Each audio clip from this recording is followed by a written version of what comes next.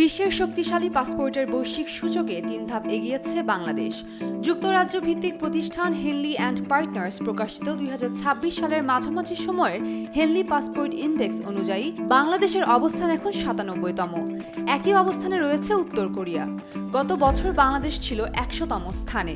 তবে অবস্থানের উন্নতি হলেও বাংলাদেশি পাসপোর্টধারীদের ভিসামুক্ত বা আগাম ভিসা ছাড়াই ভ্রমণের সুযোগ কমে 35টি দেশে দাঁড়িয়েছে, যা এক বছর আগে ছিল 37টি দেশ। হেনলি অ্যান্ড পার্টনার্স বিশ্বের 199টি দেশের পাসপোর্ট এবং 227টি ভ্রমণ গন্তব্যের তথ্য বিশ্লেষণ করে এই সূচক তৈরি করে। কোনো দেশের পাসপোর্টধারীরা কতটি দেশে ভিসামুক্ত বা আগাম ভিসা ছাড়াই প্রবেশ করতে পারেন তার ভিত্তিতে এই র্যাঙ্কিং নির্ধারণ করা হয়।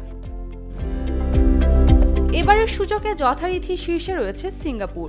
দেশটির নাগরিকরা ভিসামুক্তভাবে 192টি দেশে ভ্রমণ করতে পারেন। দ্বিতীয় স্থানে রয়েছে জাপান, দক্ষিণ কোরিয়া ও সংযুক্ত আরব আমিরাত, যাদের পাসপোর্টে 188টি দেশে ভ্রমণের সুযোগ রয়েছে।